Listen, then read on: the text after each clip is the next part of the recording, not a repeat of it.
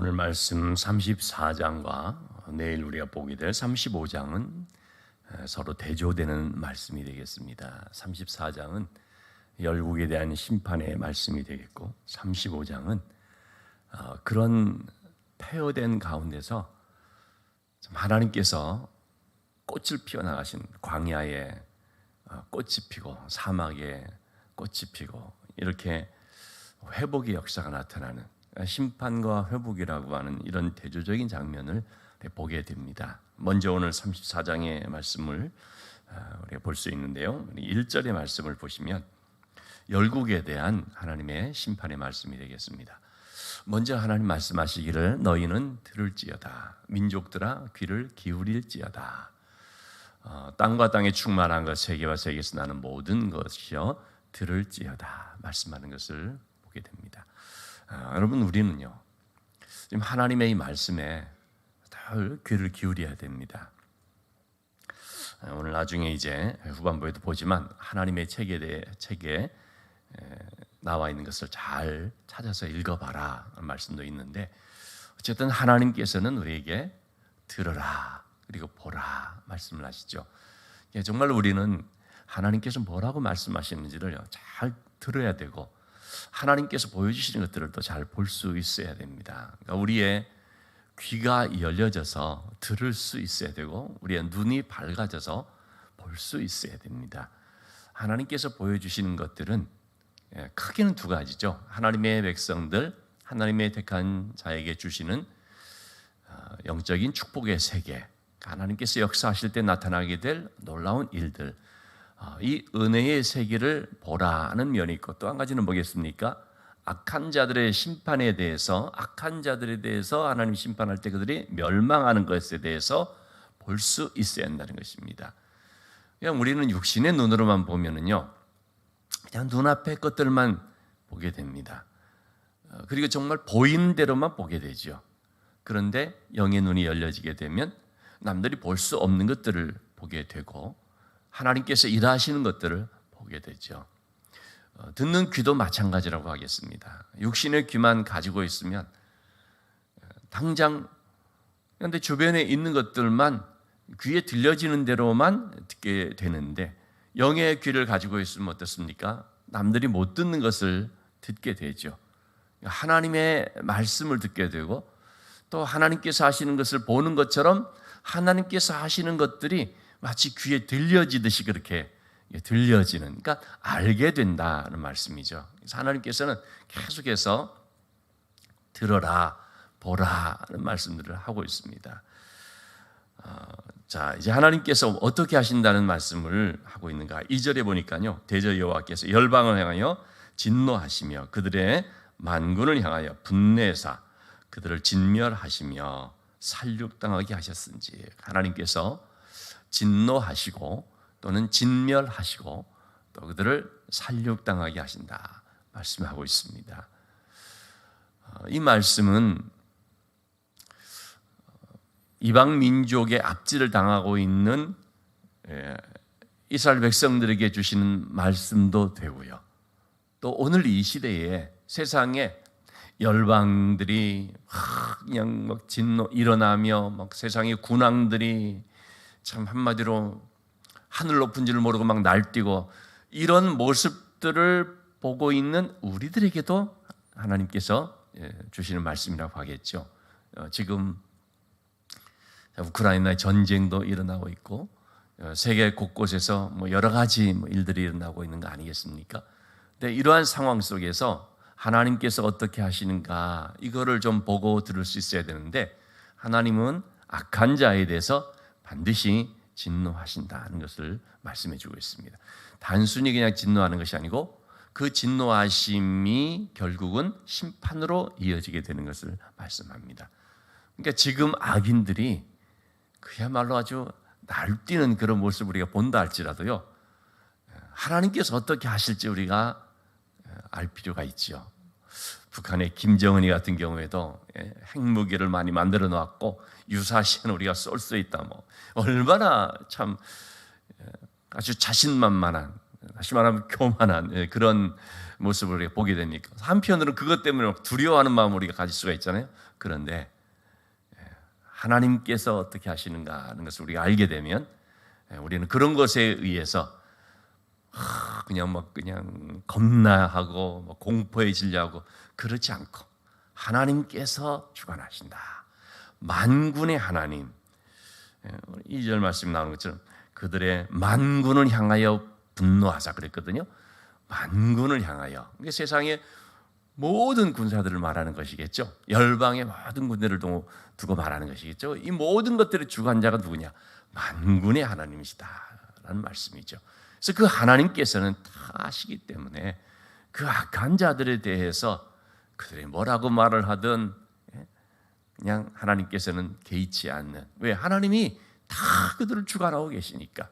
그리고 때가 되면 이제 어느 정도 채워지면 그러면 하나님께서 청소하시듯이 심판하시고 또 멸하시고 치울 것 치워버리시는 이런 일들이 분명히 있다는 것입니다. 그래서 우리는 러시아가 푸틴이라는 사람이 야욕을 가지고 날뛰고 그래도 그는 어디까지나 하나님의 심판 아래에 있다. 하나님의 주관 아래에 있다 하는 것을 우리는 알 필요가 있습니다. 그래서 하나님께서 그들을 심판하시게 될 때 살육을 당하리라 말씀을 하시는데요. 3절에 보시면은 그 살육당한 자는 내던져진 바 되고 사체의 악취가 솟아오르고 피의 산들이 녹을 것이며, 아주 엄청난 그런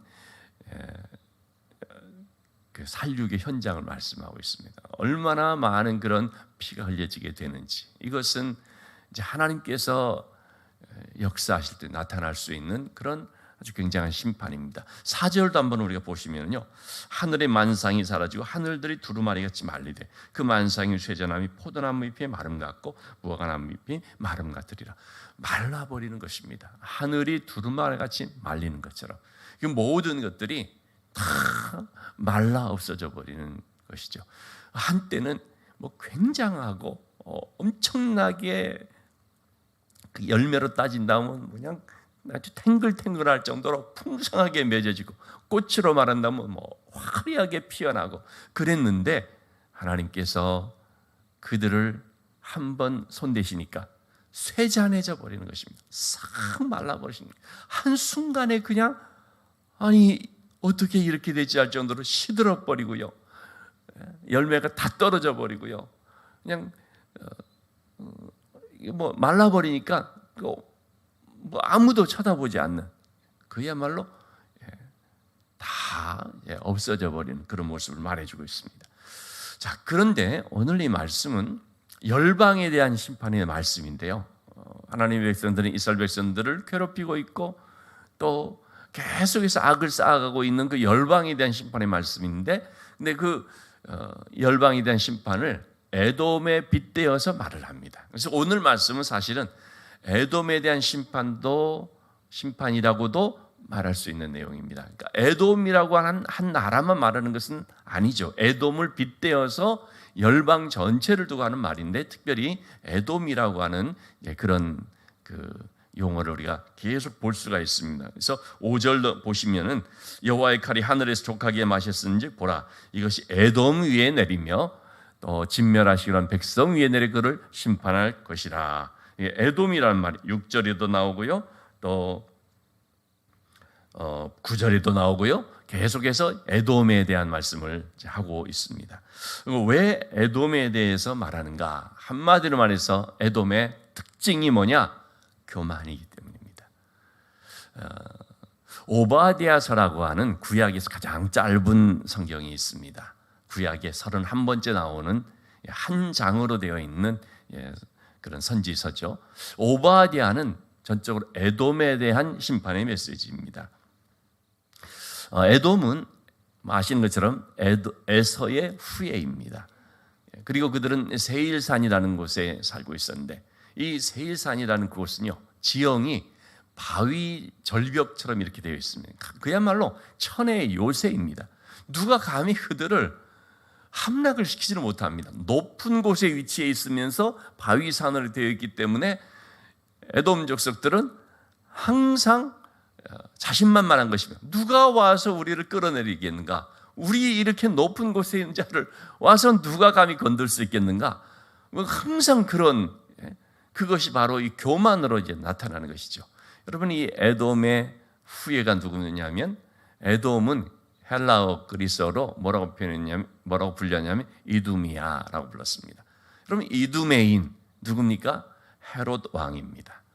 그 에돔의 족속 중에 헤롯이 나와서 이 헤롯이 이제 여러분 분명히 에돔 족속이잖아요. 근데 그가 유다의 왕이 됩니다. 이스라엘의 왕이 됩니다. 아니 어떻게 남의 족속이 그렇게 됩니까? 그가 정치력이 뛰어나고 술수가 뛰어나고 그래서 돈을 가지고 로마 왕이 황제에게 이제 뇌물을 바치고 아부하고 또 로마가 권력 투쟁으로 막 그럴 때 다 보고 있다가 줄을 잘 서가지고 그래서 나중에 이제 이스라엘의 분봉왕으로서 책봉을 받는 그런 일이 있게 된 것이죠. 자, 이 헤롯이 바로 에돔 사람인데요. 자, 에돔의 그 특징을 이렇게 우리가 살펴보게 되는데 오바댜 1장 3절 4절 말씀을 제가 한번 읽어드리면 너의 마음의 교만이 너를 속였도다. 바위 틈에 거주하며 높은 곳에 사는 자여 네가 마음에 이르기를 누가 능히 나를 땅에 끌어내리겠느냐 하니 네가 독수리처럼 높이 오르며 별 사이에 깃들일지라도 내가 거기에서 너를 끌어내리리라 여호와의 말씀이니라. 여러분, 에돔은 높은 곳에 거주하고 있다고 안전지대에 있다고 누가 나를 끌어내리겠느냐 호언장담하는데 큰 소리 치고 있는데요. 하나님 뭐라고 말씀합니까? 내가 너를 끌어내리리라 여호와의 말씀입니다. 여러분, 참 에돔은 하나님을 모르고 이렇게 큰 소리 치지만 하나님께서는 어떻게 말하십니까? 내가 끌어낸다. 세상 사람들 하나님이 어디 있느냐? 어리석은 자는 그 마음에 이르기를 하나님이 없다도다. 시편에서 말하고 있죠. 근데 하나님 뭐라고 합니까? 하늘에 계신 자가 웃으심이여. 여러분, 하나님께서는 이러한 참 교만한 자들의 큰 소리 치는 걸 보고 참 웃어넘기고 비웃고 그렇습니다. 내가 한다. 누가 나를 당할 수 있겠느냐? 그럴 때 하나님께서 내가 한다.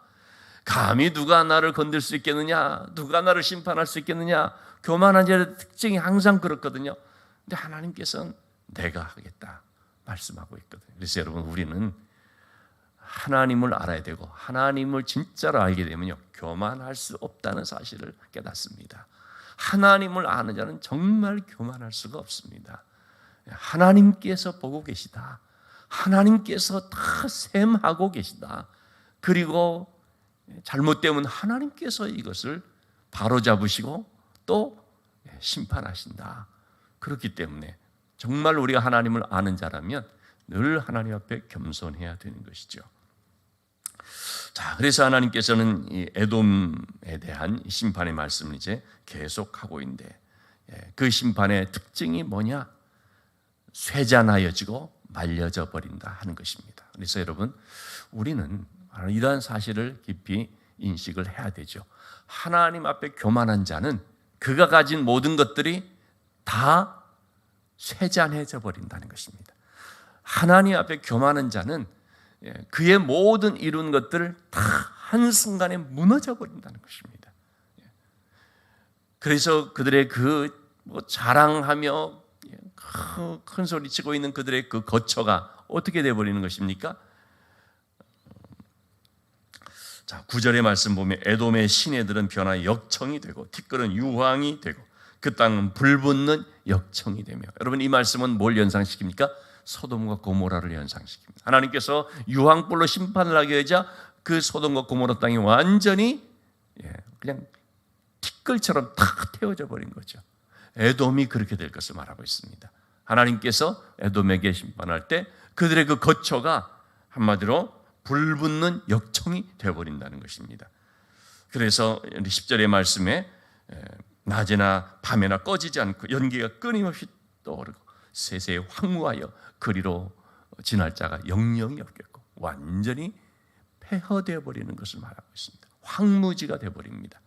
제가 내일 말씀드리겠지만 여러분, 하나님 없는 백성들의 삶을 이렇게 황무지가 되어버리고 예수 그리스도를 영접함으로 그 심령 속에 새 삶이 시작되는 것은 어떻습니까? 황무지가 장미꽃까지 피는 것을 보게 되고, 이 얼마나 굉장한 대조인지 알 수가 없습니다. 하나님을 떠난 백성들의 삶은 한마디로 황폐화입니다. 하나님을 떠난, 아버지를 떠난 둘째 아들이 어떻게 되어버립니까? 줄여 죽게 되어버리죠. 가지고 있는 모든 것들을 그냥 한순간에 다 써버렸을 뿐만 아니라 허랑방탕하여서 결국은 줄여 죽게 되는 것이죠. 하나님을 떠난 인간, 하나님 없는 삶의 특징을 한마디로 말하란다면 황폐화 또는 고갈이라고 말하죠. 바닥이 나버리는 것입니다. 그렇게 좋은 거 가지고 있었는데, 근데 하나님을 떠나는 순간 어떻게 됩니까? 마치 여러분 자동차가 아무리 좋은 걸 가지고 있다고 하십시오. 좋은 차를 가지고 있다고 하십시다. 갖고 있는데 연료로 빵빵하게 채웠습니다. 그런데 연료 탱크가 금이 가서 요 휘발유가 샌다고 하십시다. 어떻게 됩니까? 가면서 이 연료가 줄줄이 새버리니까 아무리 좋은 차를 가지고 있는데 뭐 시속 무슨 뭐 200km, 300km 막 나갈 수도 있는데 연료가 새버리지 않습니까? 좀 가다가 연료가 바닥나면 스톱, 아무것도 못합니다. 하나님을 떠난 인생은 바로 그것입니다. 그래서 뿌리 뽑힌 나무다라는 표현도 쓰고 있지만, 하나님을 떠난 인생은요, 가면서 그냥 연료가 줄줄이 새버리기 때문에 금방 바닥이 납니다. 황폐화됩니다. 고갈되는 인생을 살게 됩니다. 자, 11절 말씀 보니까 거기엔 누가 살고 있습니까? 당아새, 고슴도치, 부엉이, 까마귀, 사람이 살 수 없는 것이 되어버려서 레위기에서 보면은 좀 부정한 짐승으로 나오는 그런 새들이거든요. 그런 것들이 그걸 그냥 차지해버리는 것입니다. 여러분, 그래서 하나님 없는 인생의 비극이라는 것은 뭐냐? 그거를 잘못된 것들이 차지해버린다는 것이죠. 악한 것들이 그들을 주관해버린다는 것이죠. 참으로 우리는 이런 말씀으로 보면서 정말 듣는 귀가 있어야 되고요, 보는 눈이 열려져 있어야 됩니다. 그래, 하나님 없는 인생의 비극이 이런 거야 하는 걸 우리가 진짜 절실하게 깨달아야 되거든요. 그래서 정말 하나님 앞에서 교만하지 말고, 하나님 앞에서 불순종의 삶을 살지 말고 하나님의 은혜 안에 있는 삶을 살아야 된다. 늘 우리가 이것을 생각을 해야 되겠습니다. 16절 말씀을 보고 마치도록 하겠습니다. 너희는 여호와의 책에서 찾아 읽어보라. 이것들 가운데서 빠진 것이 하나도 없고 제 짝이 없는 것이 없으리니 이는 여호와의 입이 이를 명령하셨고 그의 영이 이것들을 모으셨습니다. 너희는 여호와의 책에서 찾아 읽어보라. 여러분, 우리는 하나님의 말씀을 통해서 자꾸 찾아 읽어보아야 됩니다. 예전의 번역은 이것을 자세히 읽어보라 이렇게 번역했는데요, 여러분, 우리는 하나님의 말씀에서 그걸 자세히 보고 또 찾아 읽어보고 그렇게 해야 됩니다. 여기서 말하는 이것들 가운데서 빠진 것이 하나도 없고 라고 하는 말은 그 앞에 나와 있는 짐승들을 가리키는 말입니다. 이 내용에 대해서 이 이사야 34장 16절에 대해서 오해들이 많아서 보면은 잘못 풀어 설명하는 경우도 있는데요, 이것들이라는 것은 그 앞에 있는 짐승들을 표현한 것입니다. 그것들이 다 이미 성경에서 하나님이 이렇게 될 것이다 말한 대로 다 이루어진 것이다 라고 하는 것인데, 어쨌든 우리는 이 16절의 말씀을 통해서 한 가지 분명히 기억해야 할 것은, 세상 사람들은 역사를 통해서 배우라라고 말을 하거든요. 역사를 통해서 어떤 일들이 일어나고 있었는지를 알면 오늘날에도 또 그런 걸 통해서 교훈을 삼을 수 있다는 말이죠. 물론 우리도 역사를 통해서 배워야 되는데, 정말 우리는 뭘 통해서 배워야 되느냐? 성경을 통해서 배워야 됩니다. 다시 말하면 성경 역사를 통해서 배워야 됩니다. 세상 역사를 통해서도 우리가 많은 교훈을 얻을 수 있고 유익함이 있지만, 근본적으로 인간의 삶에 대해서 하나님이 하시는 일들에 대해서 우리가 배울 수 있는 것은 바로 성경의 말씀이고, 특별히 성경에 되어진 모든 그런 역사를 통해서 하나님께서는 이렇게 하신다, 이렇게 하셨다고 끝나는 것이 아닙니다. 성경의 말씀은 우리에게 과거 이런 일이 있었다는 것을 보여주는 그런 책이 아닙니다. 하나님의 말씀은 살아있는 말씀이지 않습니까? 이 말씀은 오늘날도 우리들에게 그대로 적용되는 말씀입니다. 오늘날 우리들에게 실질적인 교훈과 지혜를 가르쳐주는 말씀입니다. 그래서 우리는 날마다 성경을 보는 것이, 왜냐하면 오늘 우리의 삶에 직결된 말씀이기 때문에, 오늘 우리에게 가르쳐주시는 놀라운 교훈이 있고 진리가 있기 때문에 그런 것이죠. 그래서 우리는 오늘도 이 말씀을 통하여서 하나님에 대해서 배우고, 인간의 삶에 대해서 배우고, 구원의 지혜 또는 은혜 받는 비결에 대해서 우리가 잘 배워서, 그래서 우리의 삶이 바닥나는 삶이 아니고, 황무지 같은 삶이 아니고, 이상한 것들이 와서 거치하는 삶이 아니고, 꽃이 피는 삶, 열매 맺는 삶, 쇠잔했던 것들이 다시 일어서면서 마른 뼈와 같았던 그곳에 생기가 불어와 하나님의 군대로 막 일어선 이러한 역사를 경험하는 이런 당사자들, 체험자들이 바로 우리가 되어야 하겠습니다. 오늘도 우리가 이 하나님의 말씀을 잘 보면서 들어라, 이스라엘이여 들으라 라는 그 말씀, 귀가 열려서 들어라, 보아라, 하나님이 하신 것들을 보아라 하는 이 말씀을 듣고 보는 자가 되어서, 그래서 하나님의 은혜 가운데 늘 여러분 순종하면서 복받는 삶이 이루어질 수 있기를 주님의 이름으로 축원합니다.